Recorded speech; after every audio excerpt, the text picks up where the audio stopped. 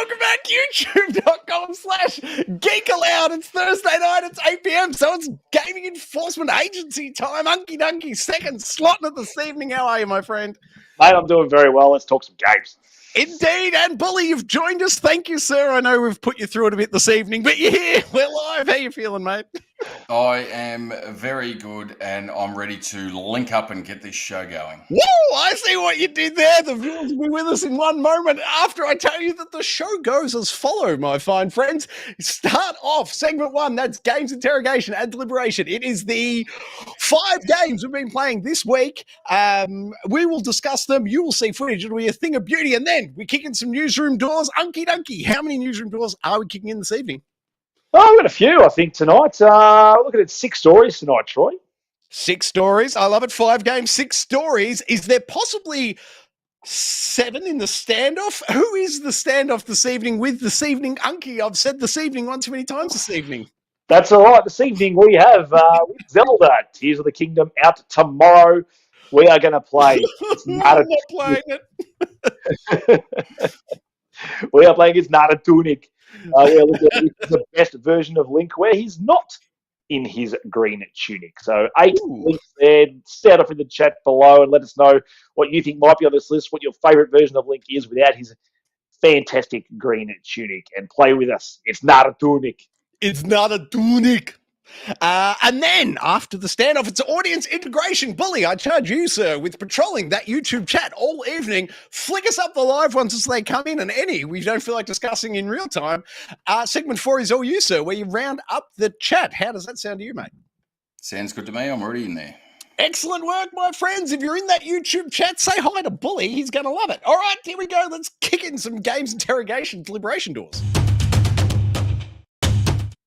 Game 1 this evening, you asked for it and you're receiving it. It is our final review of Star Wars Jedi Survivor. Thanks to Unky Dunky. I understand you finished it, mate. Tell me things. Hey, I'll get lead investigator on this one this week, being the first person to knock off the credits on this one. It's coming in just over 23-hour mark for this one. And oh boy, I was loving this game last week and dare I say even more so this week after rolling the credits and after a specific story moment in this game, which I will not spoil for anyone because having this story spoiled for you would be the worst thing ever because when it hits well. The story sort of, I wouldn't say plods along for a little bit, but it seems like a bit by the numbers. You sort of know what's going to happen and you sort of think you're going to hit your giant crescendo, then something massive happens and my jaw dropped. I saw a little bit of it maybe coming, but then there's part of it that I had no idea, and then when it hit me with that, I'm like, well played, Star Wars Jedi Survivor, you got me. And I was all in, and just from that moment on, it just elevated the game. Bully, I should actually start saying, the first thing that elevated this game was surprising to me. It was actually Bully's comment last week about my performance issues with the game causing me to sort of be a little bit down on it in terms of my enjoyment, and it was sort of spoiling some of the aspects of it.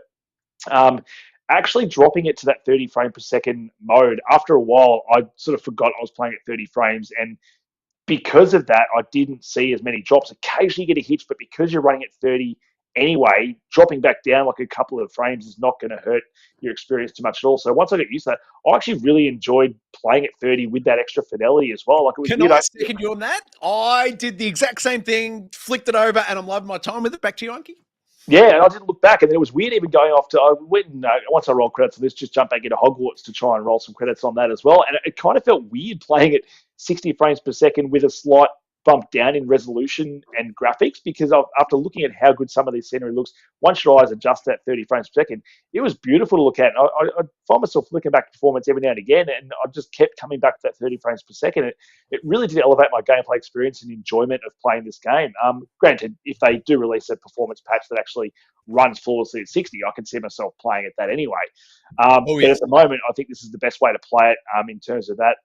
Still didn't get too many glitches. I know they've patched probably a lot of that out by now. I had a few weird cutscene glitches where I killed one of the main bads, and the cutscene I have to send you guys the footage is just hilarious. He's just like flickering in one spot in the cutscene. I had a feeling my game was going to crash as well, which would really annoy me because it took me a few goes to actually beat this boss. When I finally did, I'm like, this game's not going to save state in a cutscene. So fingers crossed, got through that cutscene after a few pauses. Can I say one bug I saw during the week? Yeah.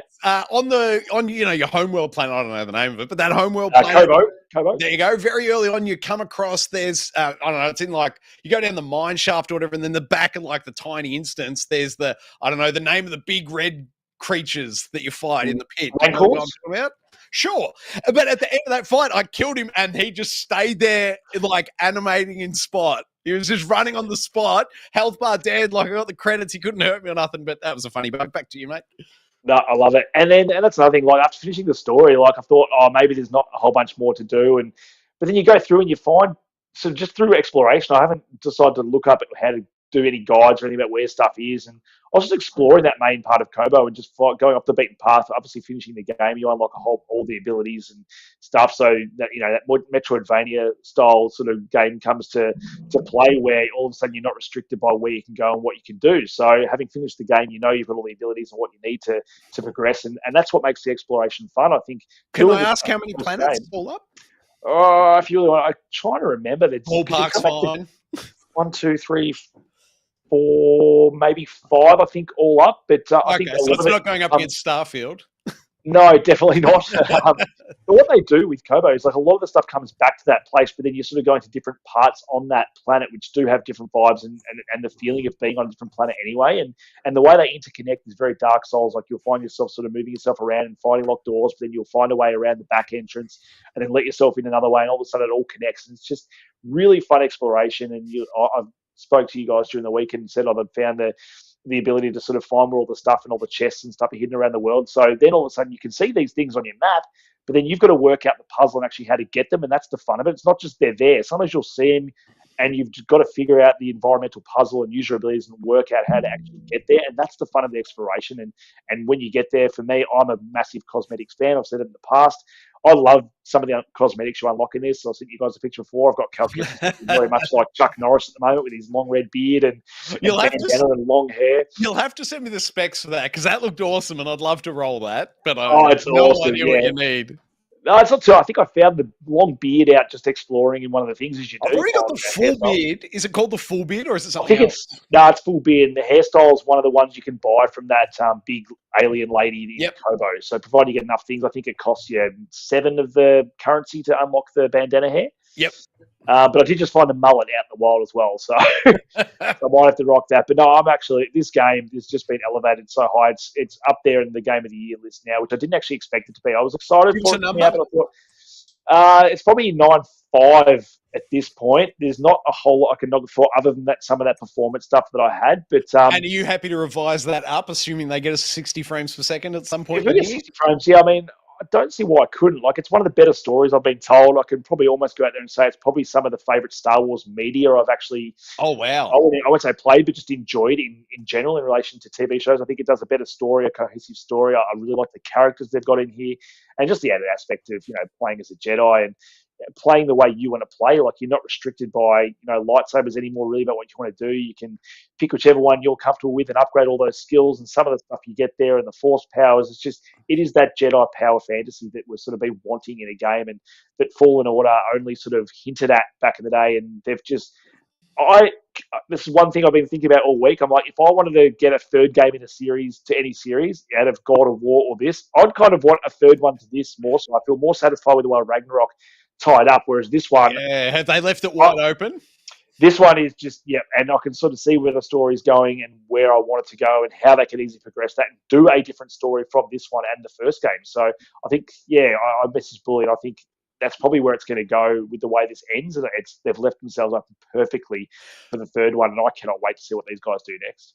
Can I ask you, mate? Now, I'm aware of the BD binocular zoom function, but I haven't had any cause to use it yet. Do they ever sort of lean into that mechanic, or is it just sort of there but not necessary? To be honest, the binocular stuff I barely use. I know you can, instead of scanning enemies once you've defeated them, you can actually scan them before you fight them. They'll tell you the best way to fight them. They'll give you tactics. Oh, really? And so they'll tell you their weaknesses and how to fight them and what they're going to do. So, if you scan these enemies, if you get a chance to, before you fight them, they will tell you the best way to fight them. So that's not a bad way to use it if you haven't been using it at all. But I do like how you use BD now for sort of solving puzzles. He's got 2 different abilities that's unlocked throughout the course of the game. I won't spoil them too much here, but I think it's the way it's more of a cohesive game, and I think they've just created such a great world to explore, and he's Cal's fun to actually control. And yeah, I know Bully's loved it. He's rolled credits. I'd like to hear his thoughts on after rolling credits as well. Hold on. Before we go to Bully, Uncle, I just want you to clear up one thing for me.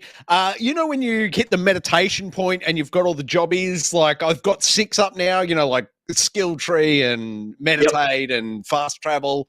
The perks, I've only got the first one, what is it, Stonewall or Barricade or something to this effect. Does that, it feels to me, and I'm not far into it, so I'm just looking for you guys, I feel overwhelmed by the amount of shit on that screen now. 6 options is too many. Like, does that skills tree, does the barricade or whatever else you unlock there actually come into it, or is it just too much sort of fat on the bone? It's not too much. The perks you can kind of set and forget. Like I found the ones that I really liked, and you unlock sort of more perk slots to be able to get more. And so some of the better perks that you use will require, 2 spots. Yeah. So you might have to mix and match. But I sort of found ones that I liked and just sort of left them there. And I've been going through my exploration. I've been finding more and more. But I've been sticking with some of the ones that I've kept, which is, breaking enemies' armor faster and their stances faster by hitting them. So I found that a really good, especially late game thing with enemies with shields and stuff like that. So, it's not too overwhelming. Once you sort of find the ones you want, you kind of just leave that alone. And then it's more, once you found some of the lightsaber stance you like, I stuck with the handgun one, whatever that was called, and the dual lightsaber. Sorry, not the dual. I think it's supposed to be called the dual as opposed to the double wielding one. So that was pretty much my go-to the whole time was those 2 ones. I really liked doing the handgun one because you had the range of the gun if you needed to use it. You unlock special abilities for that as well later on, where you can stun enemies with holding down triangle and shooting them from range. So I found that not a bad tactic. Sort of come towards the end of the game with some of those bosses, just sort of keeping him at bay. And then when you needed some ammo, you go up there and sort of hit him with some melee attacks. So no, it's great variety in combat. Okay, cool. Thanks. Sorry, Bully, over to you for your thoughts, mate. No, that's all right. I was the same. I loved it. As you said. Sorry, did you finish it, Bully? Yeah, I've rolled credits on it. So right. Yep. It was funny after I did, and I did it outside the group chat for your benefit, Troy. We sort of was going back. I was going back and forth with Unky a little bit as I sort of, based on how the story progressed, I sort of said, this is where I think a third game would be heading. And he goes, oh, no, I reckon this is where it's heading. And, that's why I think, it's only just released, obviously, and there'd be a fair way off, but I'd still be anticipating a third game just because the way it sort of finishes off, it lends itself to a third story that's going to wrap it up, like most of the Star Wars movies do. They're in trilogy sets as such.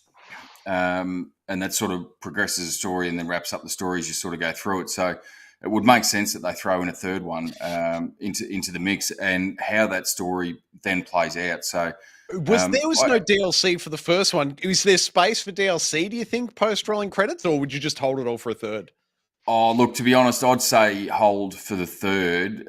There is, from what I can see, and as I said, the discussions I've had with Unky post us both rolling credits on it would be that, you could release a DLC that ran for 5 hours, maybe 10 hours, but you wouldn't get the same experience that you get playing the full game where you get involved with the characters and then the story plays out. And the way the story plays out, it ends up hitting you a lot harder and you feel more out of it because of the progression through the story and how different characters, be they, on your side or the enemy side, how it all plays out and your interactions with them across the journey and, all that sort of stuff. So that I don't think that you'd want to shrink it down to that point. And certainly it lends itself to a third game. In terms of the gameplay itself, I was the same as Unky. You roll credits on it and I was quite happy,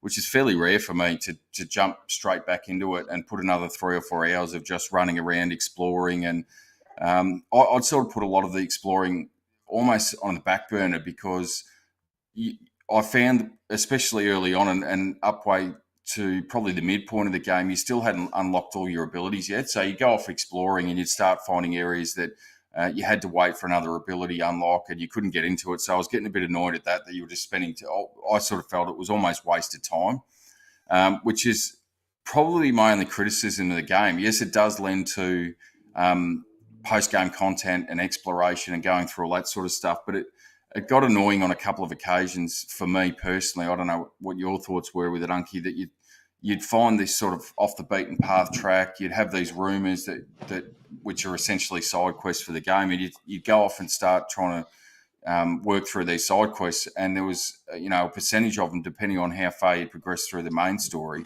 that you couldn't actually complete, or you couldn't get to the area that you needed to complete them. So I understand the game design, and it's there to, I guess, for more of a casual gamer or gamers that are looking for a more longer content base than probably what I'm looking for.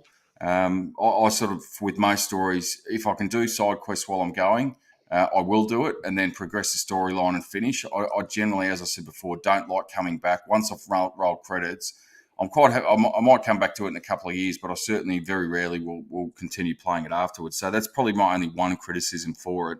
Is that to say, sorry, mate, just to try and pick that apart a little, are you saying you don't like Metroidvanias, or? It depends how they're structured, but as a general rule, no, is the short answer. Yeah, fair enough. Only because of that. There's and some people enjoy it. They love it. They unlock an ability or an item that they can then backtrack and explore different areas and all that sort of stuff. But I just found it, we're probably all in the same boat. We're all parents. We've got jobs, all that sort of stuff. So for me, having to backtrack and go through areas that I've already revisited and tried to get through the first time, but have to come back with a separate item, for me, I don't. It's not a waste of time as such, but I just sort of think, my time could be better spent. I know I've discussed it in previous episodes about the backlog I've got and all the rest of that sort of stuff. So could I spend another 15, 20 hours going and exploring all that now in the post game, and then maybe look at unlocking the platinum potentially, or I just look at the shelf and go, there's 3 or 4 other games that I've got sitting up there that I really want to play. And is that 300 or 400? 300 or 400, yeah. And clearly tomorrow is another game release that is going to suck a hell of a lot of time over the next couple of weeks. So I was pretty happy the way it sort of wrapped up. I was happy to do a bit more exploring because that sort of filled in the last couple of nights. And then I think I put it away for now, knowing that Zelda's coming out tomorrow. And it was, pretty good timing in the end, I think. In terms of the game, that's my only criticism, to be honest. That the story's excellent, the gameplay's excellent. As Unky mentioned, I find it funny a little bit because a lot of the critical reception that Redfall got had nothing to do with the gameplay, but it was all about the 30 frames and all that sort of stuff. But as Unky said before, and I played the entirety of the game in 30 frames because it offered a smoother gameplay experience for me, and I didn't really sit there going, "Oh, this is chugging," or "I'm getting, loading issues," or whatever it is. I thought it made the graphical quality really good, and I didn't have any issues where I was sitting there thinking this is an unplayable frame rate level. So I just find it funny that that Jedi is not sort of getting that criticism when that's, in my opinion, until they release some patches and sort of get that 60 frame a bit smoother, I think this is the best way to play it. So what you're saying is Redfall should patch in a menu option that says performance mode enabled, but do actually nothing in game. Just make it run worse. That's certainly one way to do it, I guess. But as I said last week as well, I think when we were talking about Redfall itself, is that there's a vast majority of people that couldn't give two hoots about performance modes. They just want it to look good. Yep. And they really can't tell the difference between 60 and 30. And I'll be brutally honest, as long as I've been playing games and as much attention as I play, there's only certain games that I really notice that in. And that's just for me, where I sort of get like really fast-paced action games that you need to be moving around, or there's quick reaction times that you require. They're probably the only games that I really notice it. Sports games, I think, are a good one. Yeah. This game, there is a little bit of that in terms of, blocking, deflecting, etc. But the vast majority of, especially when you're walking around or running around exploring the world, it doesn't have that twitch reaction time where you need that information. But I'd argue as well that 30 frames running smoothly is better for Twitch stuff than 60 with frame drops here and there as well. Frames and stuff anyway. So that 30 is going to be better for you anyway. Yeah, 100%. So it doesn't really worry me. And to be honest, you call me silly, but I sort of go, well, we've got this expensive machine sitting up there, whether it's an Xbox or whether it's a PlayStation 5. And I know some people love the higher frame rates, but I sort of look at it and go, I've spent this money to have an intense graphical experience. And if that means dropping it down to 30 frames, I'll look at it and go, well, if that gives me a 10, 15, 20%, whatever value increase in graphical quality, I'll generally take that over the frame rate anyway. So, Can I just jump on that, mate, and say I agree with you, but the only caveat I think you need to add to that argument is that there can be like a 20-minute, 25-minute sort of adjustment window where you have to slow your eyes back down to 30. But once you're in there, once you've slowed it down, I agree with all your points completely. Yeah, and as Anki said, I think that's sort of the time frame that it took him to get readjusted into it, and then after that 20 minutes, half an hour, you don't notice it at all. You're just in the groove of the game and all that sort of stuff. So I can't recommend it highly enough. I know Anki, you've given it a 9.5. I'd be probably sitting at I'd probably be going 9.5 story wise. If in terms of the gameplay itself, I'd probably be sitting at about a 9, I reckon. So overall, somewhere between that. But the story, excellent. The twists in there are excellent. Unky sort of warned me that something was coming, but didn't go into it, and I wasn't far away from hitting it at that point anyway. And as soon as I was sort of going, I've already hit that. I don't know whether I've hit that story and missed it, but you'll know when you get it. You'll know when you get it. You'll definitely know. And you've got to. All I can say is if you have any interest in action games in any way, shape or form, and I think it was mentioned in the chat last week that there was a couple of people that weren't fans of Star Wars, take that out of it. It is a fantastic action game, and it's got an amazing story, probably one of the best stories I've played through in the last couple of years, I'd say. So highly recommended from my point of view. Yeah, from my side, guys, I'm 6.5 hours in, loving my time with it. It's sitting about an 8.5 for me currently, but everything you say sounds fantastic. I just need to throw more hours into it, and I'm sure I'll get up there with you boys. I'm excited. Any more points before we move on to game 2? No, I think we've covered it pretty well the last week this week. But if you like Star Wars at all, this game is a must-buy. 2 thumbs up. All right, here we go. Game 2 this evening is AFL Bully. It's been patched. It's AFL 23, I should say. It's been patched, and it was patched again today. So I think they've released a total of 4 patches since release date, which was 7 days ago. It was in an unplayable state. That's what we talked about last week. It was in a completely unplayable state last week. The AI was broken to the point of being ridiculous.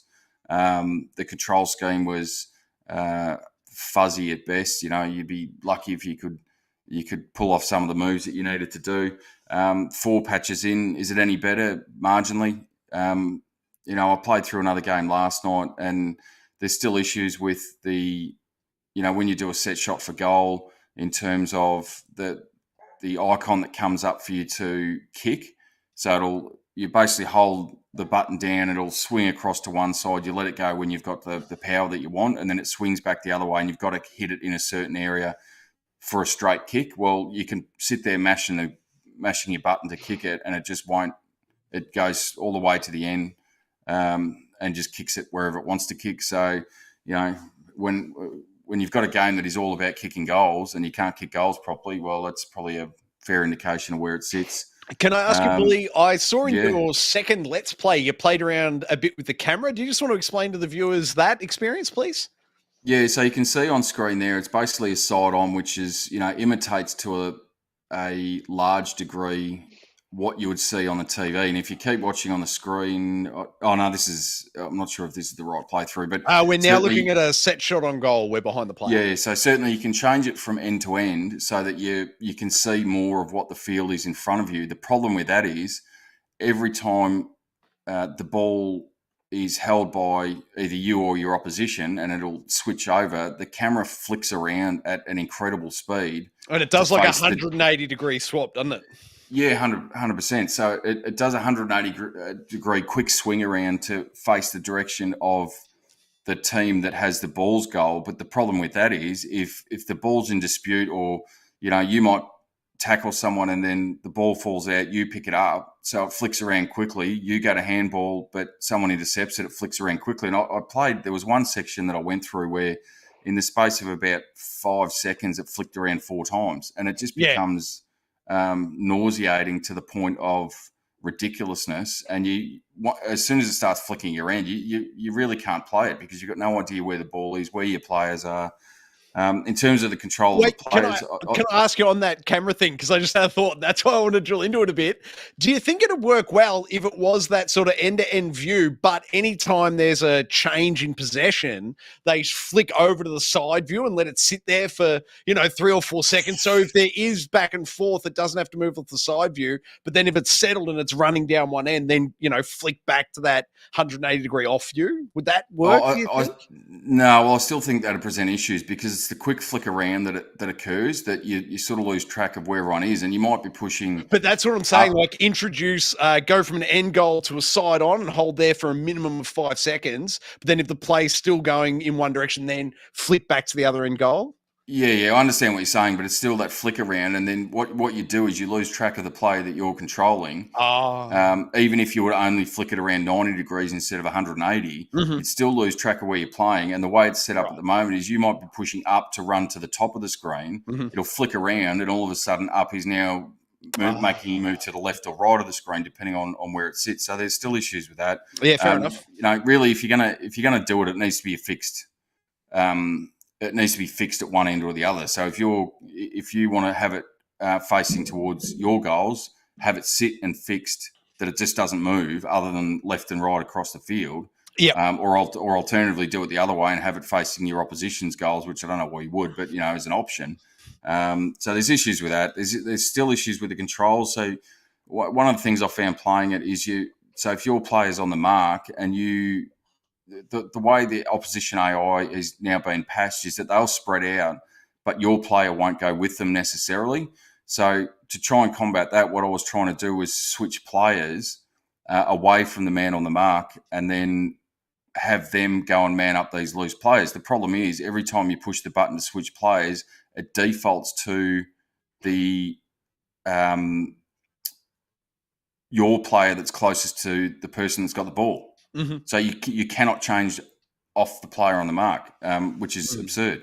Yep. In terms of a sporting game. So this, I don't want to keep harping on it too long. We discussed it last week. The reality is it's still broken. There's still issues with it. There's game modes that were supposed to be at launch that still aren't in there. My understanding is, and I haven't played through a full season, but from what I've seen in various online posts, is that they have a what's essentially a career mode, but the career mode lasts one season. It doesn't progress any further than that. There's issues with what we call the Brownlow. For anyone that doesn't know AFL football, it's like your MVP award. There's issues with the voting for that. So I still maintain it shouldn't have been released in the state that it is. I know I sort of stuck up for them a bit last week when I said, they're a small Australian developer and can't be expected to churn out 2K and EA style stuff. But the reality is, as I think you pointed out last week, Troy, they're charging full price for the game. So I've probably come around a little bit on that. If they were charging, two thirds of a normal price full game or half price or whatever it came up to, you could sort of give them a bit more leeway with that. But the fact that they're charging, we just spoke of Jedi Survivor. It's the same cost. Yet the production values are far and away better in Jedi Survivor. Can I recommend playing it? No. Would I recommend going out and getting it? No. I still sit here hopeful that they'll be able to patch it at some point down the track. But the way it's going with these incremental patches where they fix 3 or 4 issues one day, 3 or 4 issues 2 or 3 days later, it just seems this slow drip of nonsense. I'd almost prefer them to go away. I'll take it out of the machine. I'll put it up on the shelf. I'd rather them go away for 2 weeks, do it properly, and come back with something that I could then get back into and play it properly, rather than just is it going to work today? No, it's not. That's what I'm saying is it kind of feels like, they're using us, people who've already purchased the game, as beta testers for their own game. So it feels like if you're really adopter of this, you're just a beta tester of the game, and we're going to tell you how to fix your game, and they're going to eventually do it. Like Bully sort of spoke about all the issues it had. We spoke about its dead AI last time where it did nothing. Now it almost does too much, where it feels like I don't know if Bully's found this, whenever you want to sort of dish off a quick handball just to get on a run, your player sort of takes too long to sort of, once he's received the handball, that by the time you've done that, the player on the mark's turned around and tackled you anyway. You can't get a kick away. So it's almost too aggressive AI as well as, player agency when it comes to controls and response time. It's not quick enough as well. So there's a lot of stuff they need to do to sort of hasten up this gameplay experience to get it better. But they're releasing almost a patch a day, so hopefully eventually we get one that actually fixes the whole game. So I think and we've then spoken enough. they'll rebudget AFL 33. Yeah, by the time that's it's in the a issue. playable Yeah, I state. know. That's right. They should just call it AFL and just not put a number on it, I reckon. Now, am I remembering correctly? Did you say last week they pulled this from Xbox? Like it's not even available yet on Xbox? No, they delayed the launch to June for Xbox digital and physical, probably for all these very similar reasons. But I think it was more of a distribution issue for the Xbox copy, hard copy. So, but I'm not sure why that meant they'd have to delay digital. Maybe it's because they just knew they can have these issues and. Well, I wonder if put out fires on both consoles. Well, I wonder, most of the money of a game's made in its first couple of weeks of release. They shouldn't have gone PlayStation first. The smart money would have done it on Xbox first, iron out all the bugs, have your June or July release with the big patch update that you're referring to there, Bully, and then get your big sales on PlayStation when it's good to go. Might have been a better way to handle it. The only issue I'd see with that is if you put it out on Xbox, it's still going to get some sort of airtime that it's not in a fit state. So you're better off, because I know, I was probably a victim of this as well, is that the last AFL game that came out, AFL Evolution, which was I had about 5 or 6 years ago. I didn't pre-order. I just went into the shops on the day of release and thought, oh, yeah, that's all right, I'll just go and pick it up. Could not find it anywhere. Yeah, right. And that was for weeks on end. So I was probably a little bit of a victim of that, where I thought, well, it may well be in limited supply. I might have to wait a couple of weeks to get a hold of it, or even longer if I can. Look, I don't like doing it, but I'll pre-order it. I'll get myself a copy. So if they had have done that on the Xbox first, they then release it, albeit to a smaller audience. But then the bigger audience, being the PlayStation audience, would then go, well, hang on, this is not in a fit state. Yes, they might have had a month or so to patch it up, but you'd still have that lingering doubt with a lot of consumers sitting there going, well, how do I know that it's going to be ready for us in June? And they're not going to then sell, whereas they're basically sold a lot of copies from what I can see on PlayStation 5 based on blind faith, to be honest. Yeah. Is there any talk of a price reduction yet? Have you seen it like JB or where, physical retail? Is anyone sort of slashing and burning at this point? No, still full price from what I've seen. But, must be selling well then. Yeah, I don't know. I think when I did go in there to pick it up, so they had a box behind the jump with all the AFL games in it. I think they had 30 or 40 lined up in the in the local shop that I went to, with just AFL games in that box, and they were the pre-orders or the click and collect. So that one store was selling 30 or 40. That's huge. That day on release. So and the store I go to is not a massive store, so I can only imagine it's some of the bigger stores closer to Melbourne. Unky, give us a rain check. We know you used to manage one. Is that what kind of a release size is that? 30 or 40 pre-orders? Is that a fair effort? No, it's not bad actually for something like AFL. I think we always found sort of with those games, with the AFL games especially, they'd always sell pretty well because usually starve of an AFL game for quite a while. Then one comes out, everyone sort of jumps on it, especially in Australia anyway. So but those numbers are pretty good, especially for a small store. I think, where I work, you're probably looking at something maybe 70 to 100 maybe copies you'd probably sell day one or something like this. So, and I don't see that being any different. I don't think most of the people playing this, are aware of all the issues that it's got. And, parents will be buying this for their kids because it's the new AFL game. So they're not going to know either. So their kids will be saying, I want the new Aussie rules game for my PlayStation. And, mum and dad are going out and buying it for them. Yeah, fair enough. My last question is, do you think ordering this on Amazon would be a good call then, Bully? So by the time it does eventually get to you, maybe the patches are out? Well, that or I'll give you time to cancel it, I suppose, when you saw how trash it was. Fair enough. All right. With no final points, shall we head on to Game 3? Game 3.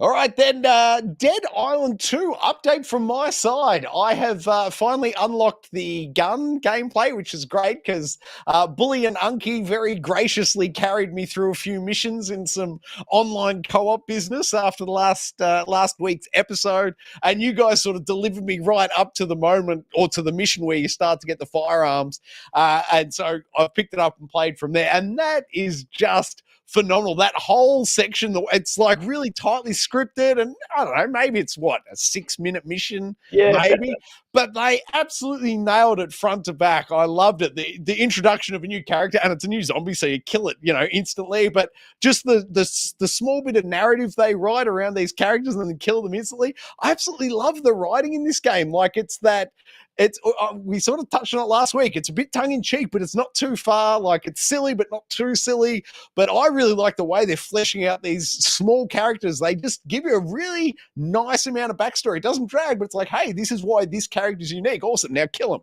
And they've got a special powers there. It's fun. I don't know about you, Unky, but I've really been getting into holding block and then just mashing attack. And then it'll do that perfect thing where they go back a bit, and then you can grab them and just absolutely pound their skull. So I'm just checking. So you've got the block, because I had the dash. My character had a dash card, so I had the dash card enabled as opposed to the block. So okay. instead of putting my hands up and blocking, I would dash, and it would cause the same thing. So you dash out of the way, then it gives you the slow time, slow down and timing window to hit your X button. Is that when you grab by the throat and axe them in the head? Because that or punch their fist through their face. It's just great gory stuff, and it just runs brilliantly. It looks great every time. It's such a brilliant game. And I know you said it last week, Unky, but I really just want to give you the props this week for, you're right, they sort of held off on the firearms for the first, 6, 7 something hours. And then when they introduced the gun, well, for me, it was 6 or 7 hours. It was probably 2 for you. But when you finally get the guns, it adds that new dimension to the gameplay.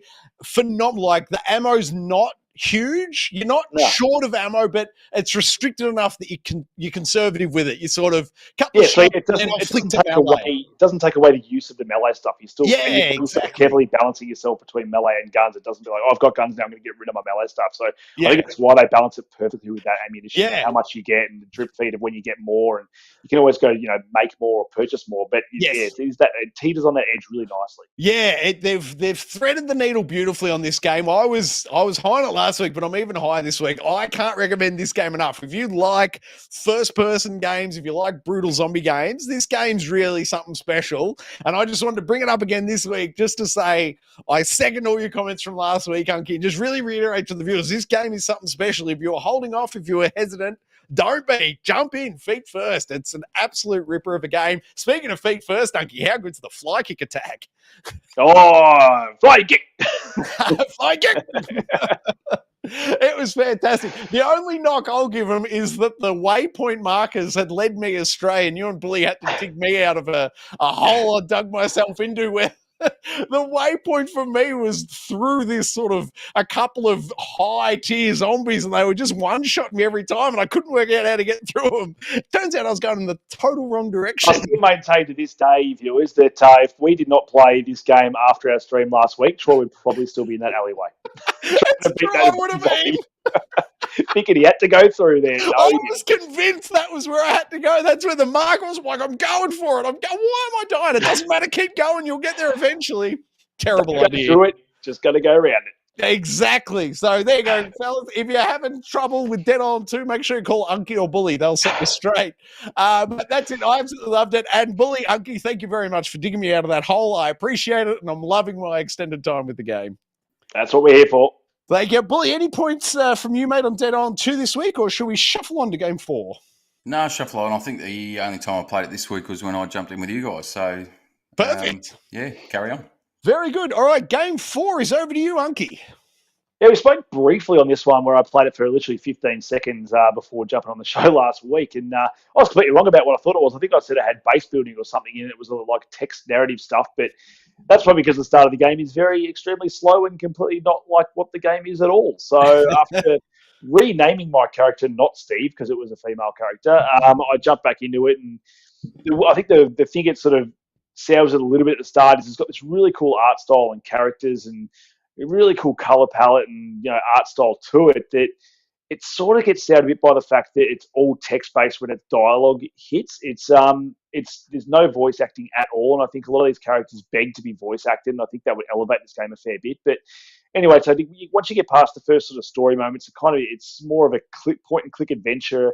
You're controlling your character, but you're sort of moving around a pseudo 3D world where you can rotate the camera sort of. It sort of rotates left to right, but sort of stops. You can't get fully behind your character in this created world. You might be able to pick up sort of some of that camera angle on here. So it's essentially a 3D action game, as you can see here. But the start of the game, which console? Just on Xbox. It was Game Pass for this one. Very good. So I think it's exclusive to Xbox as well. But nicely exclusive title, as I said. Bit rough when it's just, all the dialogue is just through, speech bubbles and stuff, and there is no, character acting or anything like that, which I think this game would be elevated by. But as I said, once you get past that first slow bit where you're doing sort of medial chores around the farm and stuff, and then you end up in a farmhouse, you go through the mirror, and essentially you're in Wonderland. So it's an Alice in Wonderland story. But you then, once you hit that world, they've been waiting for a raven-coloured haired person being yourself to hit this world, and the legend of Ravenlock. So from that moment on, you are Ravenlock. And then you do a couple of Zelda-like things where you got to find yourself a sword and a shield, and then you go off on your grand adventure. And it's got sort of really simple melee attack stuff going on at the moment, and sort of some magic stuff. The bosses, from what I've thought so far, are really cool, but some of that combat is a little bit basic. So if you want like a cool, fun kids game, I think this is it. I think if you're looking for anything deeper, this is probably not going to be your game. But if you want something fun, just turn your mind off and jump into this really cool, fantastical, Alice in Wonderland world, then you'll probably get a bit out of it. It's probably just I'm maybe a little bit too old for it, and maybe just wasn't in the mood for it at the time because I was kind of itching to get back to Star Wars. But it's on Game Pass. Give it a go. It's not a big download, I don't think, at all, and it does offer a lot there for people do enjoy big, colourful action platforming games. So no, it's a cute little game. So what you're saying is this is the best Zelda-like game to come out this week? Well, at the moment we don't know. I mean, I know reviews for Zelda hit about 10 p.m. tonight. I think the embargo's up for us, so I guess we'll find out soon. I think Ravenlock's sitting at a 64 or something on Metacritic, so I'd like to think Zelda's going to do slightly better than that. Where's it sitting out on the Unky scale? It's probably swimming in sixes, I reckon, at the moment. Like, I can see it being much higher for other people because, as I said, the quality it's there. It's whether you're going to be in the mood for it or whether you've got something better on it. It's one of those. It's probably going to sit on Bully's back catalogue or anyone's back catalogue for a bit because there's probably a lot of better things out there to play. But if you're in a mood for something that's real simple, I don't think it's a very long game, so you can probably finish it in a weekend and just jump in there, get the achievies if you're an achievement hunter and stuff. And you're going to have much worse times elsewhere getting achievements because, as I said, it's a fun little game, cool art style. The only thing for me holding it back was essentially the dialogue and stuff, and the combat a little bit basic and that, but that's fun. Very good. All right then, shall we move on to game 5? Move on. All right, game 5. Bully, over to you, my friend. So the last one I think we're talking for this week, Fuga, Melodies of Steel. What'd you call me? On the Xbox Game Pass. So this is a bit of an older game, came out a couple of years ago. The reason I sort of looked at it is I was looking at some of the upcoming releases on the Game Pass schedule, and coming out, I think it was today actually, was the second one. And I had seen some reviews of it that viewed it pretty well. So I thought, well, if it's coming out, I'll have a look. And lo and behold, the first one's also on Game Pass and still available as well. So I thought I'd jump into that and have a look. It is basically a turn-based, I should say, RPG, which it's got a bit of a different style to it. So this is essentially, you don't really explore a world. You're on a set track and a set path. It's basically set in a stylized version. It's a made-up world with made-up characters and all the rest of it, but it's essentially set in, you can take it as either World War I or II, set in France. There is... Oui, oui. Oui, oui. So it's funny because the text dialogue is in English, but you can only have the audio dialogue in either Japanese or French. So it started in Japanese, but I thought, well, given that it's based in France, I'll switch it over to French, which sort of gives it a little bit of a feel, even though you're not... Is there any Scottish accents, Bully? No. Bully, one question from me, right? Parlez-vous français? No. And it's quite funny. They don't even try to hide the fact that as to what it's based on, because the enemy army is called the Burmans. So they don't even try to hide it. Can I They're just quickly dressed jump as... in as well? Caught a quick glimpse of your gameplay. Is this like Advance Wars gameplay wise? Because it looked very similar from what I saw. No, completely different. So essentially, the way it is, you're essentially on a predefined map. So you've got an overview map that you've got no choice as to where you go. It just takes you to the next chapter, and it sort of flows along through that way. You do, and then once you're into the game itself, it breaks up into two sections. So there's one section, and you can see on screen that massive tank. Essentially, that is what you're fighting with, and you've got a group of. You start off with 6 kids. Who have had their parents and the rest of their families have been kidnapped out of their small town in France.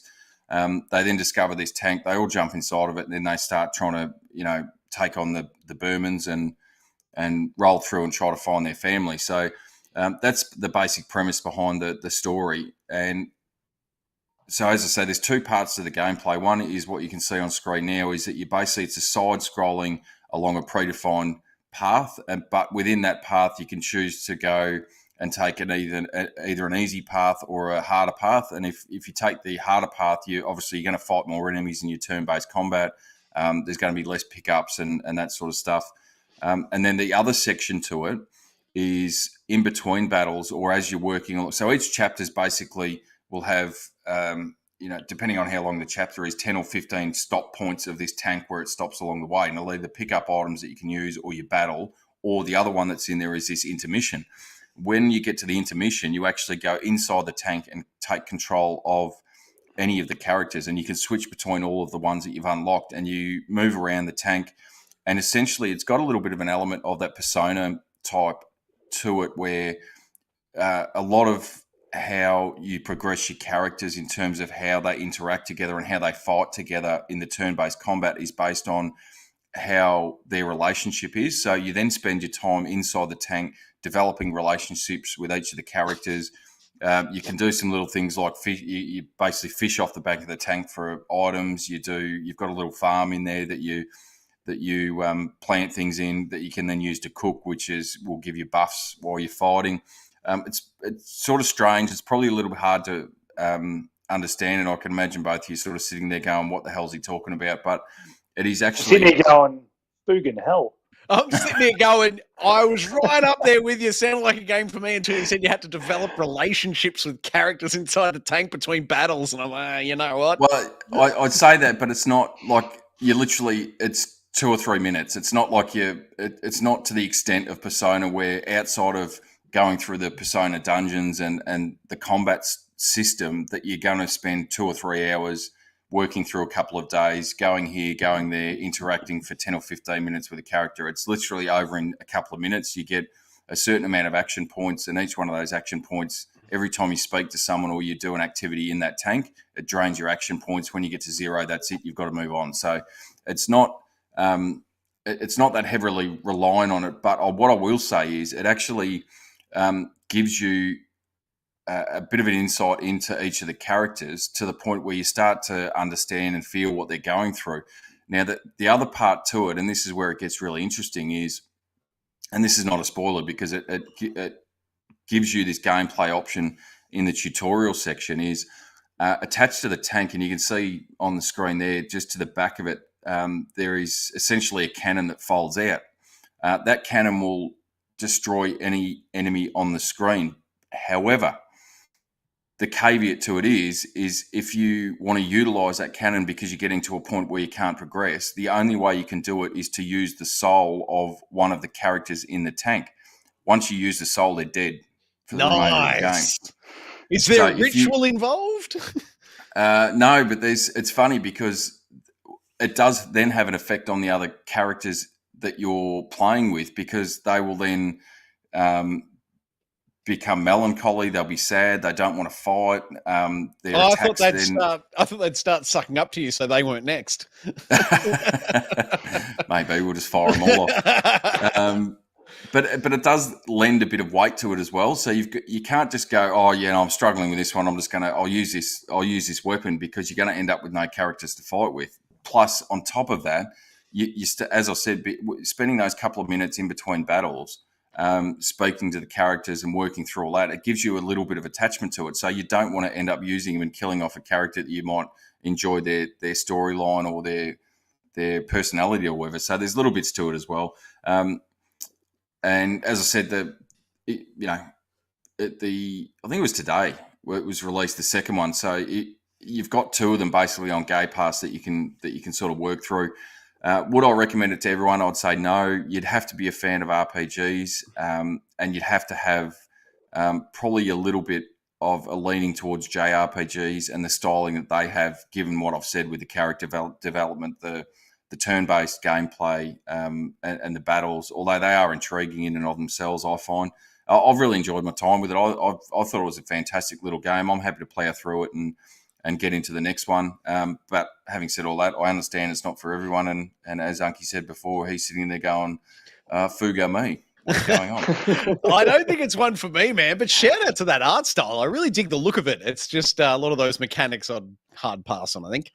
No, and that's another part of it too. As you said, that art style is fantastic. There's music, the musical soundtrack they've got with it is fantastic as well.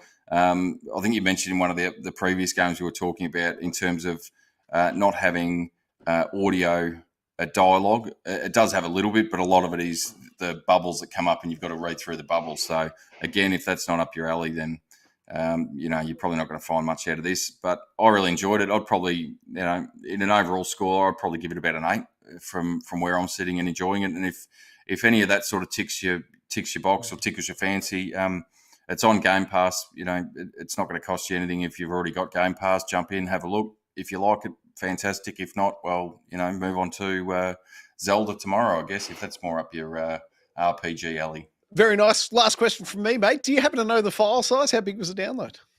It wasn't huge. I think it was off the top, mate. I think it was about 12. Yeah, okay. 10 to 12 gig, maybe. Yeah, perfect. Fair enough. Yeah. I take it there's no points from you, Unky. So should we go kick in a newsroom door? Let's move on to the Fugan news. Who has the right to remain newsworthy this week, mate? First, cap off the rank tonight is Sony is planning to showcase upcoming PlayStation games in a digital event held within the next few weeks. Sources have told VGC. So according to people with knowledge of Sony Interactive Entertainment plans, the next big PlayStation showcase could take place at the end of this month or in early June ahead of other big events planned for next month, including Summer Game Fest. Jeff Grubb has also written on Monday that he believes the show may take place on May 25th, so getting in front of that Xbox hype coming as well. So I'm very hyped to see another showcase. It's been a while since we've seen a big Sony showcase, and I think now is the time we need one. They need to tell us what's coming because at the moment we don't know. We've got Final Fantasy coming up. We know Spider-Man's coming up as well, but I expect to get some gameplay on that. Maybe an update in relation to Wolverine as well, and just any other big games we've got coming, because we don't really know what the rest of this year's plan for Sony. They can come out and absolutely hit the ground running and give us obviously some more news on Spider-Man and all that, but maybe some stuff we don't even know is coming. It's in the pipeline. That's these big Sony developers have been really good at giving us over the years. So I'm very excited for this. I tell you what, the number one thing I want is some more PSVR 2 love. I want some what's next for that sort of platform.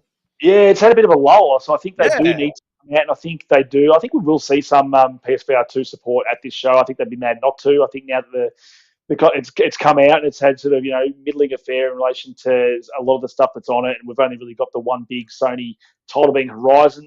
That's time they showed us another big game on that to look forward to, whether it's Half-Life, whether it's another new IP, or using existing IP that they already have and giving us a fair VR2 game in that ilk. That would be great.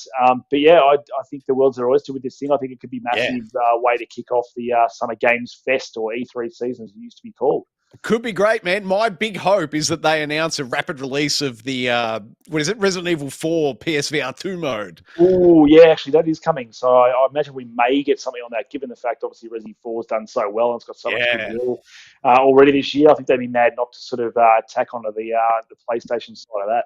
That'd be awesome. Have we even been given a sort of a ballpark date range for Wolverine? Have they yeared it? Have they quartered it? They haven't. I think it'd be mad to think that the game would be out within a year of Spider-Man 2. I think they'll ramp up development for that game once Spider-Man 2's out. So I could see that being at the earliest, November, December 24, but more realistically, probably early 2025. And do we know, is there a Wolverine movie in the works to accompany it? No, but Wolverine is going to show up in the next Deadpool movie. So Nice. I know Hugh Jackman's currently getting his body in shape for that movie. So, there's a buzz probably around that. Do we think Deadpool Wolverine? Deadpool Wolverine? Is that going to happen? As in the movie or a game? No, like Deadpool 3, the movie. Is that going to include Wolverine? No, it is. It is. Yes. Wolverine is. Yeah, and is that dated? That's not dated, I don't believe, at this stage, no. Conspiracy theory Troy says there'll be a similar date. Bully, what are your hopes? What are your hopes for this one, mate? I'm probably the same. I think we need to get a release date for Spider-Man, which I think's been sort of September touted as a September release, but I don't think there's been a firm release date for that. So, they've got to throw something in that vein out. As you said, VR2 needs a bit of a look at.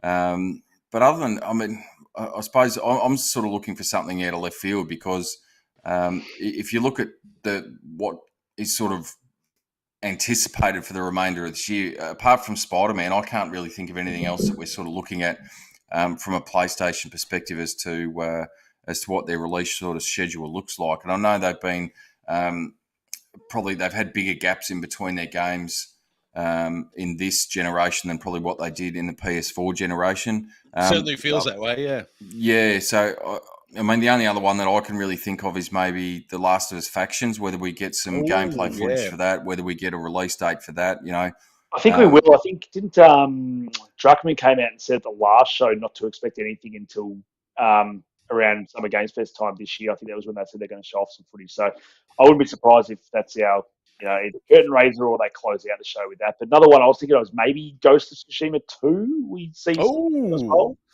That must have been in development for a little while now. Yeah, I'd love to see some of that. The other thing put the tinfoil hat back on for a moment. I want to see them close the show with the HBO game of The Wire. Bring it on. I'm still convinced. It'll be there. Give me that. Give me that hat back, Troy. The only other thing for me is I know that they've got a few studios working on live action games at the moment, or pay to win type games at the moment. So I would have to, or live service, however you want to describe it. I would have thought, given that they've got that many studios working on them in some capacity, I'd anticipate, even if one doesn't get released this year, then certainly we'd have to be starting to get some gameplay footage of some upcoming releases in the next 12 or 18 months in that space as well. Yep, that'd be absolutely epic. All right, story 2, Unky. Story 2, this is a sad one for you, Troy, who said he was going to wait for the next Nintendo Switch to play Zelda because development of Nintendo's next console is reportedly progressing well, which doesn't seem like it's coming anytime soon this year, that's for sure. No. So it's apparently progressing well. That's according to G.E.A, a SEA source who the publication claims is close to the platform holder. Development seems to be progressing well, they said, but a product launch won't happen before next spring at the earliest. So, yeah. Hold on, I've just got to get a reference material, mate. Keep going. I'll be right back. No, so I always knew this was on the cards. I thought they'd give Zelda time to breathe on the console. I think Zelda will probably be the swan song for the Switch, and they're going to use that to sort of sell a shit ton of Switches. I think they've been saying that the sales of Switch probably aren't at the level they want them quite at the moment, which I think is crazy because it's selling like absolute hotcakes. But it is old hardware now. You are selling old hardware to people, especially if people are aware that there may be a new console coming down the track. So it might be a hard sell to go push Zelda out and that's going to sell Switches. But you know what? It's Nintendo, and people will probably buy a second Switch just to get that special edition Zelda one and give their little Timmy the brother the old crappy Switch or whatever and get the new shiny OLED screen for themselves. But no, I'm definitely not waiting to play Zelda on a new one. If they bring out a new Switch in like a year's time, whatever, and it's got that 4K thing, I'm assuming we're going to get an updated version of Zelda. And guess what? I'm probably going to get that too. Look, I've got it here, mate. I've got it from the Marketing Handbook 101. You definitely get your developers to come out and say that it's at least a year off on the eve of the launch of your big game that everyone's waiting for the release for. This is you can see right here. It just says, Gotcha. Come out and say that, even though it's a line, you know your new console's coming out in November. This is exactly what you say to push sales of the game tomorrow. Admittedly, I do think we are going to get the console quicker than when they announced it than we did the Switch. I think it'll be announced, and then I think we'll see the console much quicker. There won't be like the Switch is coming, and then 8 months later we get the Switch. I think it'll be it's coming. A couple of months time you're going to get it. I think that's what they'll probably do. As I said, I think Zelda's going to be the swan song for this Switch. Some people say it might be Metroid 4, but I think unless we sort of start seeing stuff on Metroid 4 come this, Summer Games Fest period, if Nintendo decide to drop a show, which I'm assuming they will, then I think they've announced it. They have announced a Nintendo Direct for the E3 window. Oh, they might have. I believe it's in the press start's got that cool article with the Australian time. At the moment, I don't know what they're showing. Like Pikmin 3 is coming, but we've seen a fair bit on that. And apart from that, Zelda's going to be out already. So unless you I thought they'd be showing off new hardware, but looking like this, I don't think they actually will show or say anything about the new hardware yet, because I don't think if they push out Zelda now and they want to sell Switches now, they're not going to come out and say, we've got a brand new console, and that'll diminish any sort of flow they might have on sales of the old Switch. So you don't say it within 2 weeks of the launch of the game, but in a month when they have their press conference, what do they say? Progressing well. It's progressing so well. It's coming out November this year, guys. How excited are we? If it comes out this year, I'll buy you one. Thank you very much. I'll take you up on that. Billy, any thoughts from you on this one, mate? No, two things. One, they haven't locked in their date for that period. We've got Summer Games Fest. We've got Xbox. We're still waiting on the date for PlayStation, but I assume that'll come out before. I think Summer Games Fest is the 10th of June, and then we've got some of the lesser lights that are sort of kicking it off from the 2nd of June. So I reckon PlayStation is going to come out, and probably Nintendo is going to come out and try and beat everyone to the punch there in that respect. So I'd be expecting both of them in the next sort of 3 weeks. In terms of the Switch release, I would be anticipating similar to the original. I'd be looking at a March, April, early next year. As Unky said, give Zelda room to breathe. Give it time. No, it needs time to cry, not breathe. This isn't Breath of the Wild. It's Tears of the Kingdom.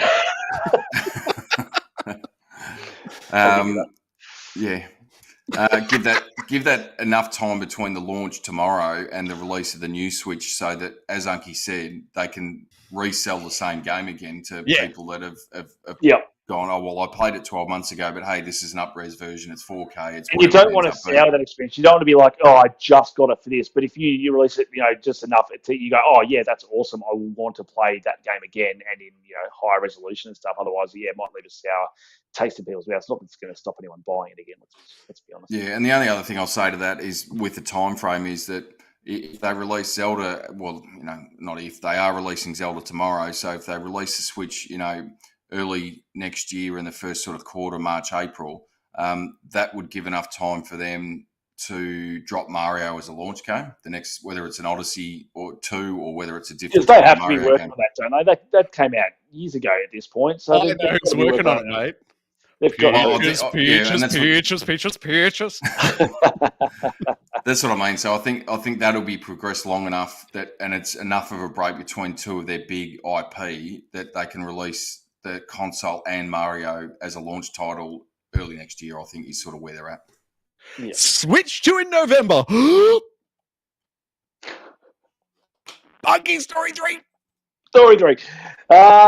Speaking of things that have been delayed but are coming out eventually, Starfield has its ESRB rating done. So it's revealed some new info, including post-sex dialogue and drug use. So it's getting the M rating that it deserves. But I just pulled this up because I thought it was quite funny with some of the stuff how this is written up. Is the post-sex dialogue I've had better? No, it's probably worse than that. I'm going to read it. I'm hoping the writing's better than this for the rest of the game, but it includes, I'm all for getting a little wild, but next time, let's try it without the jetpacks. And talk about seeing stars. Ew, that was amazing. Game of the year, people. Game of the century. It's coming to you. Says the game works. Starfield. Wow. Yeah, so that's, I mean, take it for a grain of salt. I mean, that could just be the way they've written it up, and out of context, it probably means nothing at all. Are jetpacks actual jetpacks? Are jetpacks Viagra in this world? Who knows? Are jetpacks condoms? I don't know. It's Starfield, so it's most likely they actually are talking about jetpacks, but I don't know. We'll see. It's coming. We'll see. It's up. We've got the big direct coming up on June 11 for that one as well. So guess we'll have to wait and see if that dialogue makes it into the showcase. Now, am I misreading this? Is there post-sex dialogue and post-sex drug use? I'd probably put the two together. Okay, no worries. Yeah, okay, so that headline manages to drop it down from at least 2 anticipation notches, sitting idly on about a 6 or a 7 for me. Ramped it up. Right. Oh, yeah, if you get that kind of dialogue, what kind of bloody cutscene are we getting, Hot coffee, San Andreas, anyone? And if we're getting that sort of dialogue, I want to know what the work with the phases is then. Ooh. I'd almost accuse what is it, Chat GPT of writing that dialogue? Oh, I know, right? Oh, God, next story. All right, next story it is, mate. I'm overjoyed about it. We spoke about it earlier tonight. EA are overjoyed, just like Troy, with early Star Wars Survivor performance. And I think they're talking about the way it's sold, not the actual frames per second. So, not play performance. So let's clear that up. But no, so it's had a real strong start. And I think its performance has done well. I think they did well this time. The Titanfall developers not releasing their game too close to another massive game like they did with Titanfall 2 and Call of Duty all those years ago, where it absolutely drowned out by that Battlefield. And so they've given at least Jedi 2 weeks to breathe before Zelda came out. I think that was the right amount of time. Obviously, Bully and I spent around that 23-hour mark in the game and found plenty of time to finish that game, even with pretty busy schedules. And that calls to the quality of the product that we felt the need to sit down and play that game. And I didn't feel like I was rushed to finish it before Zelda. I felt like I was rushed to finish the game because I was enjoying the story so much. Well, I've got 5 more months to finish Jedi Survivor before I get into Zelda. Before your Switch 2 and Zelda comes out. Exactly. Zelda HD. You'll be doing pretty fine. So no, I'm happy to see the developers happy with the sales of this. And that only sort of, calls the fact that we, I think we will get that third game that we were talking about before. Lock it in. Absolutely lock that in. This is going to be the next big Star Wars trilogy. So, no, well done. Go from strength to strength. The Jedi Survivor. Do you know, Unky, sorry, we're jumping back a bit here, but in Jedi Survivor, in the first Jedi Fallen Order, they had the director's commentary as a bonus extra, and I absolutely love a good director's commentary, especially from game devs. Is that present in Jedi Survivor? I haven't seen it anywhere, but I haven't gone looking. I haven't seen it, but yeah, I haven't gone looking at all. I know the only post sort of game stuff I've sort of unlocked as I've finished it is the New Game Plus mode, which I don't believe was in Fallen Order on launch. So, no. And the New Game Plus mode sort of gets sidetracked again, and it unlocks some cool stuff. I haven't gone into it, but unlocks some pretty cool looking lightsaber colors, if you ask me. So that's going to get me going back in there once I've got all those collectibles, because I don't want to do that in a new game and do that while I've still got my powers. But is there by chance? Is there by chance like a rainbow strobing lightsaber? There actually is. Yes! I love it. How do I unlock that? From what I could tell, once you finish the game, I could see 2 colours. There was one that was a rainbow one. There was obviously a red one. But is it pulsing? Like I want to chase. Like I don't know. Gun, how you shoot it out and it like does the colour pulse. That's what I want. Run up the street. Let me report back next week, because I dare say I would have jumped into New Game Plus, but then I'll let you know if you've got a strobe lightsaber rainbow. Bring it on! I hope it's got a dubstep track to it. Still the best weapon in gaming. Hell yes, it is. Story 5, Unky? Story 5, another delay for a game that a lot of people are looking forward to. I can't say me included. I enjoyed the first Hollow Knight back in the day for its Metroidvania side-scrolling goodness, and had really good combat as well. It was up there when I was really enjoying Dead Cells as well. So I think it was around at the same time this game came out. And I think I'd either finished Dead Cells or was petering off it, and this game came out in really cool art style as well. And I think this was initially announced as just DLC to that first game, and it got bigger and bigger, and it's sort of become its own beast now and its own thing. And it seems to be getting bigger and bigger because they've delayed the game again. It was due to come out first half of this year, and it's been pushed back to the second half of the year now. But I know a lot of people have sort of been waiting to see this, and everyone always predicts it's going to show up at a show, or Xbox is going to shadow drop it, but that doesn't seem to be the case, because this seems like the developers now, I think, working on this one to get it right, because, it's one thing to release an indie title back in the day when no one knows nothing about your game, and it, releases to great reviews and great critic scores and, Hi-Fi user Rush. scores as well. Yeah, just like that. So, but then as soon as you release something like that, and then the pressure's on for that second game, I think, the pressure is to make a good game that is better than the first one. And they're obviously probably going to have a bigger budget than they did the first time. So I think they just want to get it right, and they don't want to rush this out the door. And I get that, because the pressure's on now. People are looking at them. They weren't looking at them before, but they definitely are now. So I'm all for them delaying games. I'm all for any game getting delayed to make it better and get it out the door, especially with recent titles coming out very much undercooked. So, oh, yeah. Starfield could have done with another 12 months, couldn't it? Oh, well. Not Starfield, sorry, Redfall. Redfall, well, Starfield yet to be seen. So it could suffer the same fate. But no, if you're looking forward to Silksong, you're going to have to wait a little bit longer. Very good. I hear that first script was a bit hollow. Story 6, I want to say. Story 6?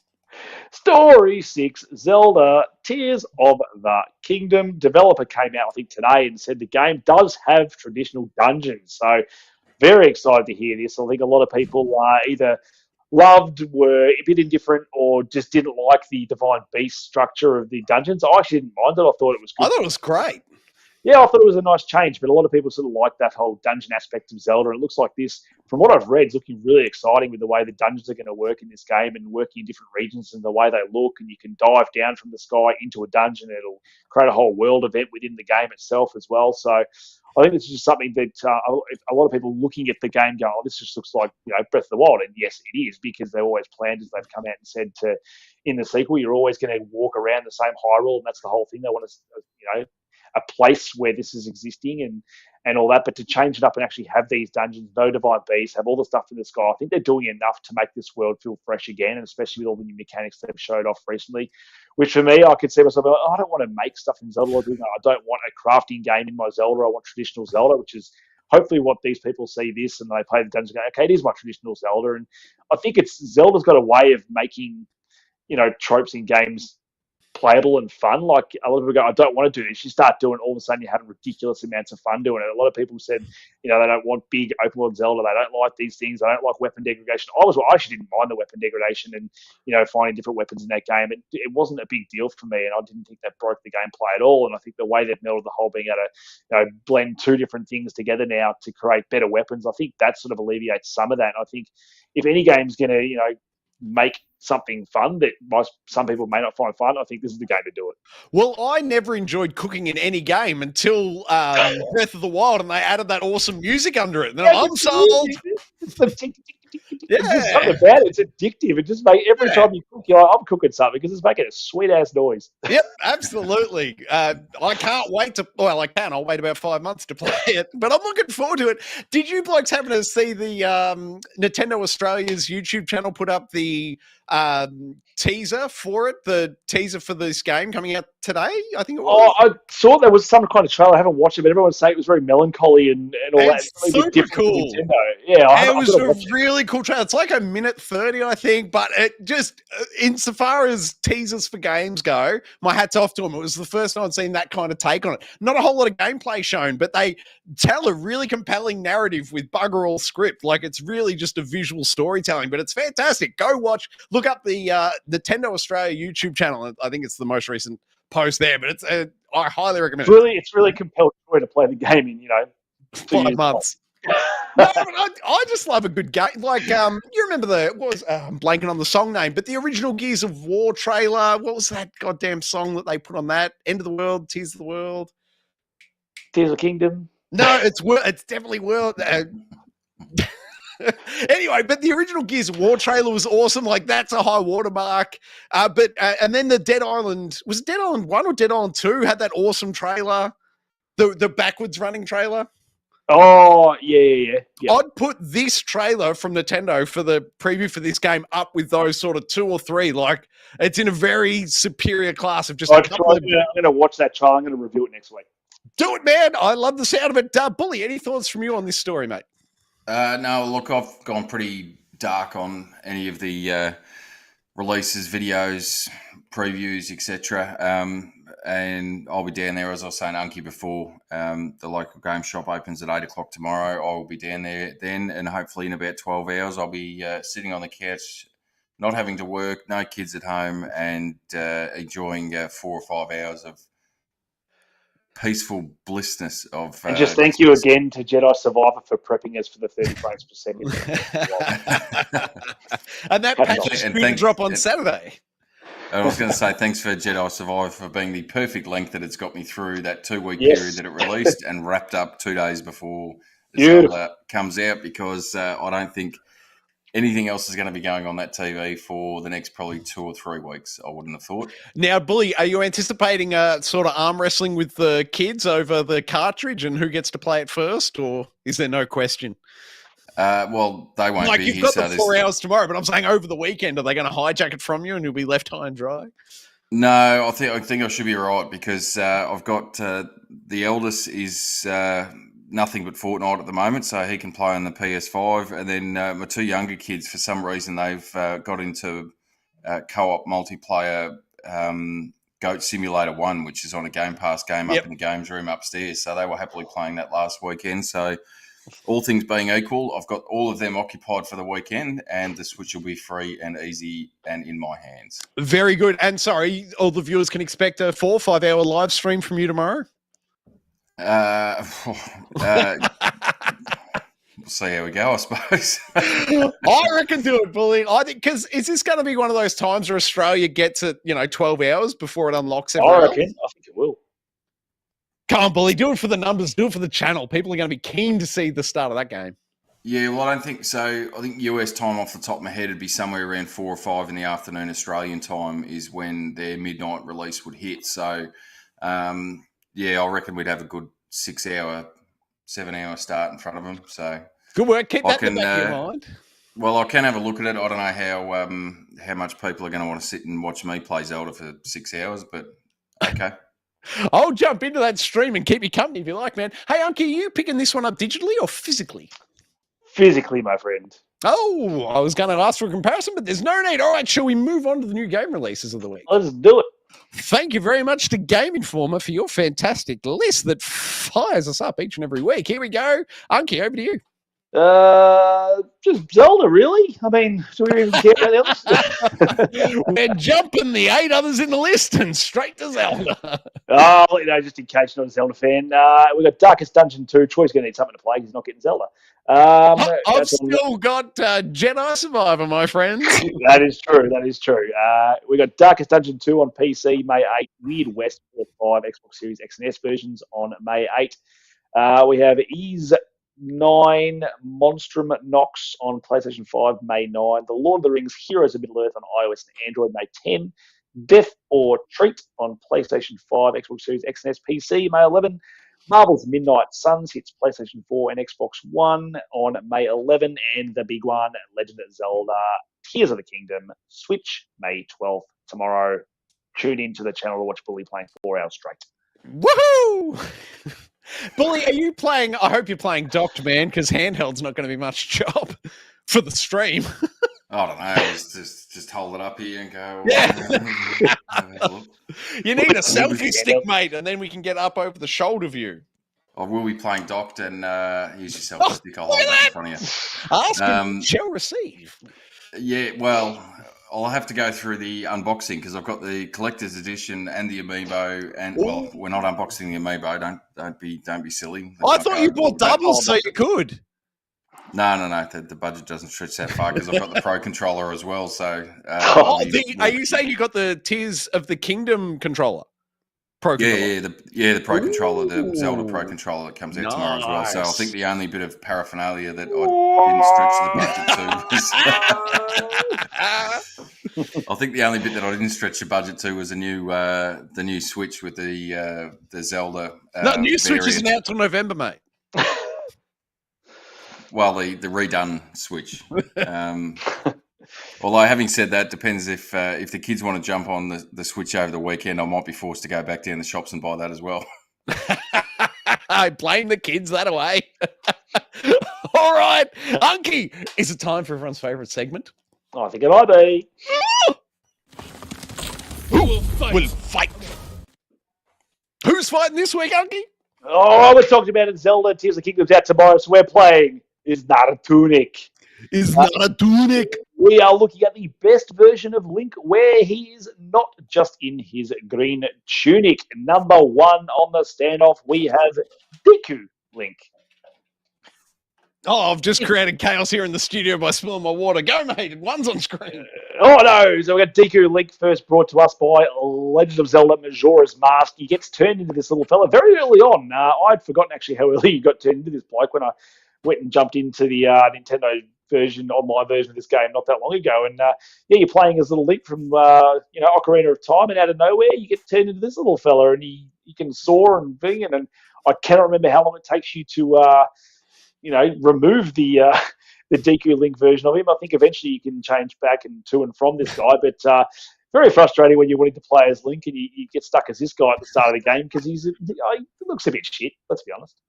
Now, I know we're doing the standoff here, guys, but just a quick question. There's no worries when water spills on a power board, is there? No, the electricity will dry it up. Yeah, perfect. Fine. All right, no worries in the studio then.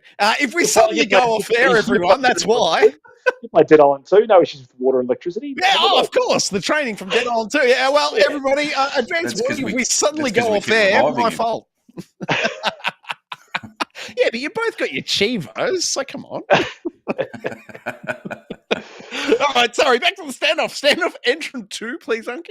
Standoff 2, I believe from the same game, because I think Majora's Mask is where you do start turning into all these characters. But Zora Link was one of my favourites. I think being able to sort of fly through the ocean like a dolphin was actually quite enjoyable. And you watch the screen here, it looks quite fun to do. And I really enjoyed the Zora domain part of this game, and being able to transform into a Zora was probably one of my favourite moments of being not just Tunic Link. What about you, Bully?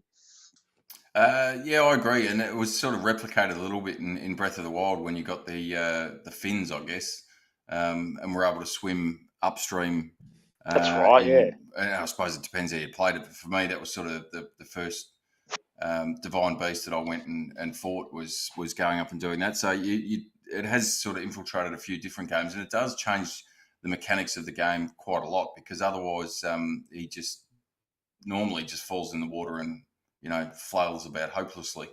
Like in the water temple from Ocarina of Time, which was still arguably one of the most frustrating temples in dungeons in Zelda ever. So being able to just fly through the water like this was just like we know what we're doing this time around.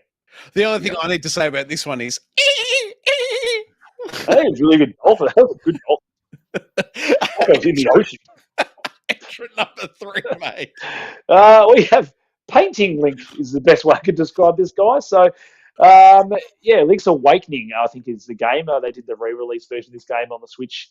Was it last? We've lost Unky. Oh, no. What did I spill water on? We've lost Unky.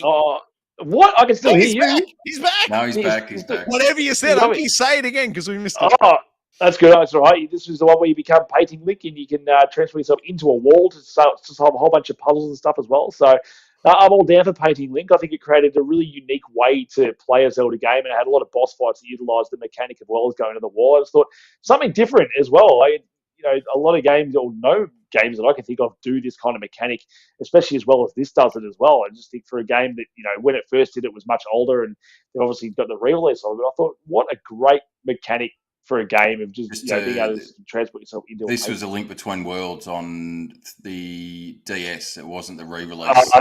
Okay, gotcha. Yeah, it wasn't the re-release one. Link's Awakening, I think, is the one you're thinking of. Yeah. That's all right. Anyway, this is a game. You're Painting Link. I think it's pretty cool. See, this game looks a lot like that game that didn't have the manual in it, which I thought was an odd choice. You mean the Tunic? You mean Tunic? Of course I don't. That game is a Tunic. All right, who's entrant number 4?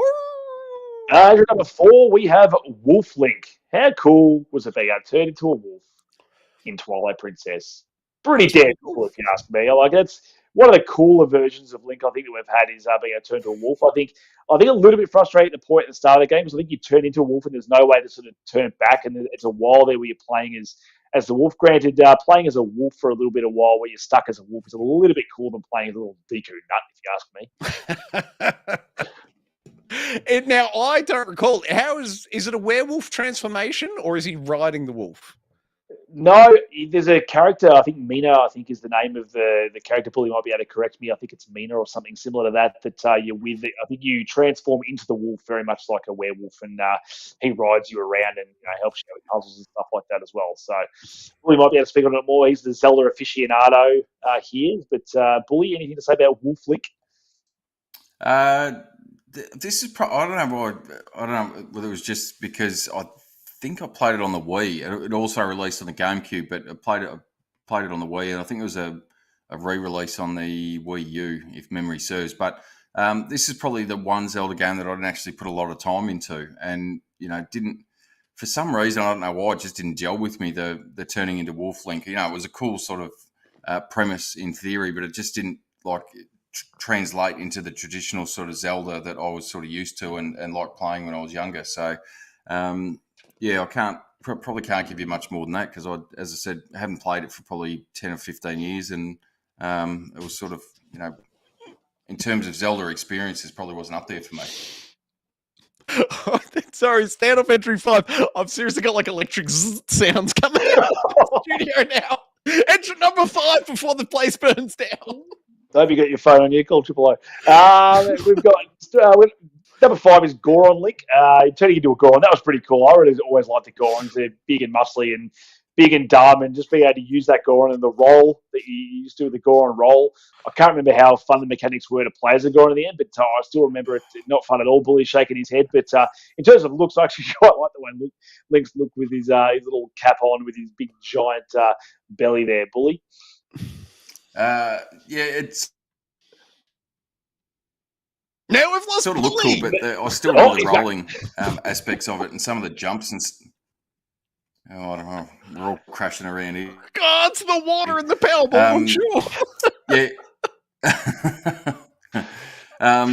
As I said, it sort of looks cool. He looks cool when you're playing as him, but I still remember having to try to do some of those jumps, and the controller that's right. on the 64 wasn't that great when you sort of roll up into that ball and you've got to jump these certain areas. It was frustrating to say the least, I would have thought. So in terms of his best transformation for Link, I would say this is right down the bottom.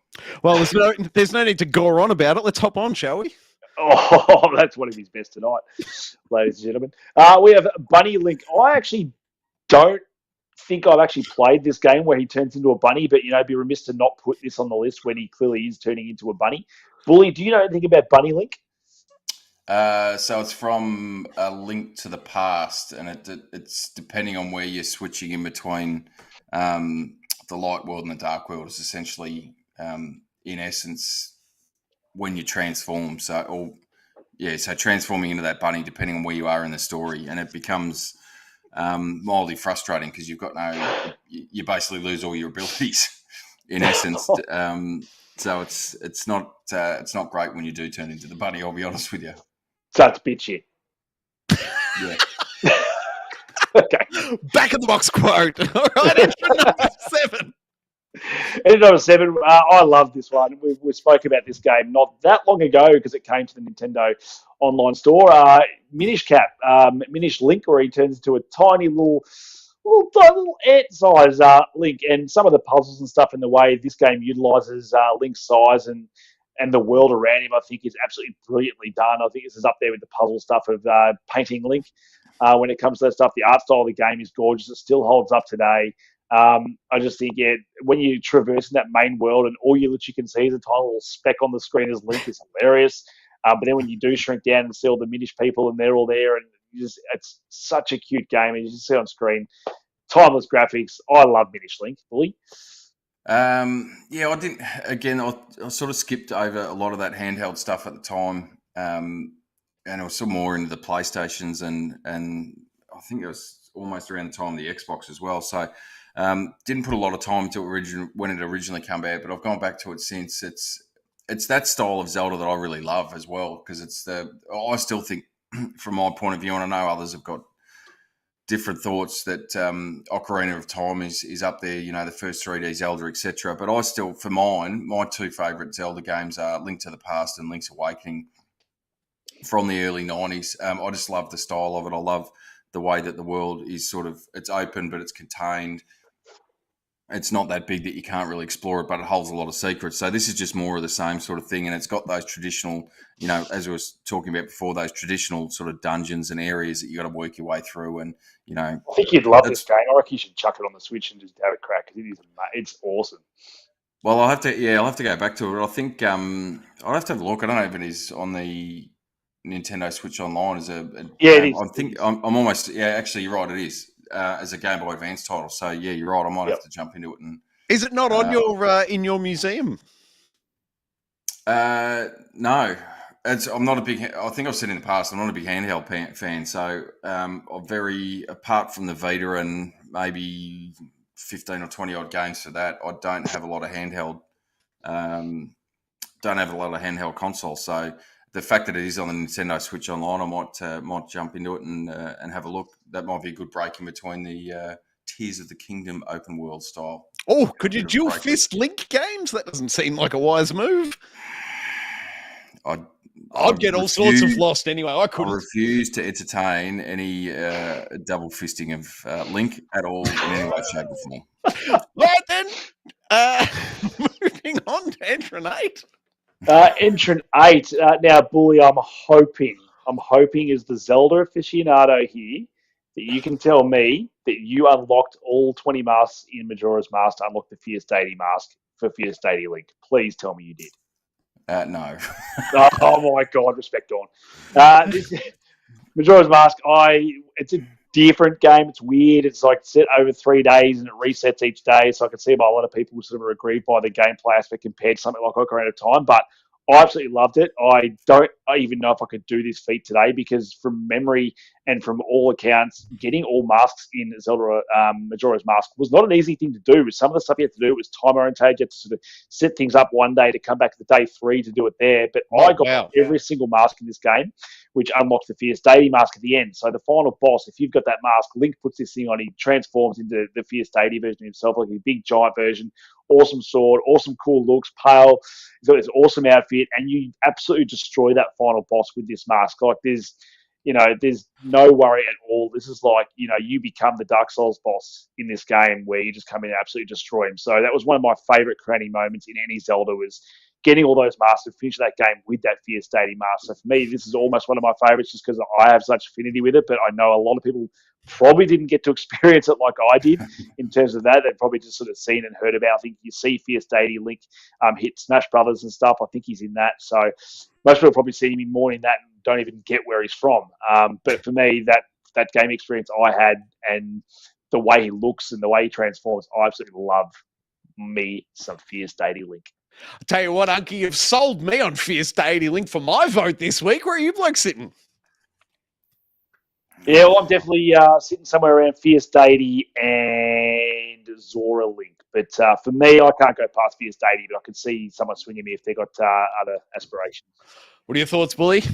Look, having never experienced it, I'd have to take your word for it, Unky. I think it was one of those things that at the time, as you said, it was quite difficult to get, and there was quite a bit of work that went into it and specifics. So unless you were sort of either following a guide or, you were able to, I suppose that was, even the early days of the internet, that you didn't really have online guides and, clearly didn't have YouTube and walkthroughs and all that sort of stuff. So to get to that level. Hashtag gamer.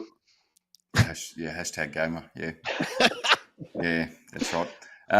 Look, for mine, I'd probably go with Bunny Link just because it's in my favourite game.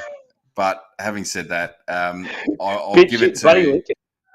I'll choose Bunny Link, but I'll give it to Fierce Deity Link just because of the effort that you have to go to unlock it, and the few people that would have actually got to that point. As I said, very difficult to get to. And unless you do the game, it's not only the fact that it takes long; it's like you can do a lot of things in games take you a long time for like no reward. The fact that thing was as good as it was after the hard work you put in, I think it says. Well, and it's funny because most Zelda games, there is no reward as such at the end of the game. It's just going through and trying to collect as many heart containers is essentially. Or Breath of the Wild, you collect all the Korok seeds and you get a golden poop at the end of it. You collect yeah. How many of them were there? It's ridiculous. Oh, hundreds. Yeah. So the fact that you actually get something for doing it properly, getting, essentially, not that Zelda really has side quests as such, but going through all those extra explorable areas and the secret areas and getting to that point, I think it certainly marks it as a very different. Well, it is a very different Zelda game in and of itself, but the fact that you get that at the end of it certainly stamps that point home. Beautiful work. Fierce Deity Link, a winner is you. Gentlemen, that brings us through to the fourth segment. Bully, what's been happening in that there YouTube chat, my friend?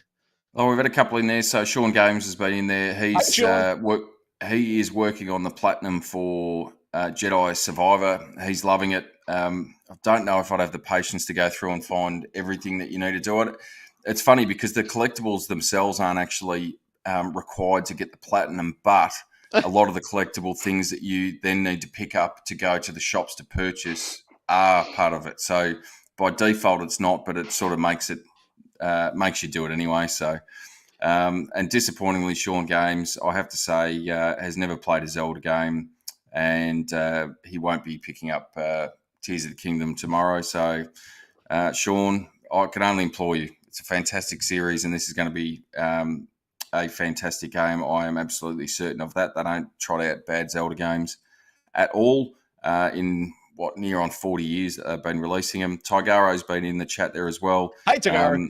He's made a suggestion in relation to AFL that maybe we just you could either just grab a real footy and go outside and kick it, or maybe you can just take the game disc outside and kick that down the street, because that's about all it's worth at the moment. And just before we wrap up, he did mention, Troy, that water and electricity is completely compatible, and water makes electricity infinitely better. And we've skipped through the news section, but he does have some breaking news of his own, that J.K. Rowling is releasing a new novel, and it's called Troy and the Cursed Studio. Perfect. I love it. Great work, Tygaro. Thank you very much, everybody in that YouTube chat. If you happen to be listening to us currently after the fact as a podcast, this is your invitation. Swing on by a Thursday night, 8 p.m. here, and join us in that there YouTube chat. And Bully will happily scoop you up. Gentlemen, we're off duty. Unky Dunky, thank you very much, mate. Great work this week, as always, my friend. Mate, my pleasure. T-minus 21 minutes till Zelda reviews drop. I can't wait. Woo! Let's get them fired up. Bully, I guess we'll be back on here tomorrow with you for the live stream. Well, we'll see how we go. If I could tear myself away from the screen. And all I can say, normally we say the force be with you, but for tomorrow I'll say, will the tears be with you? Beautiful work. Thank you very much, everybody, for watching Unky Dunky. What else could you do with Geek Aloud? Like it, subscribe it, and you'll never miss it. Oh, that was luck. Hey, that's something.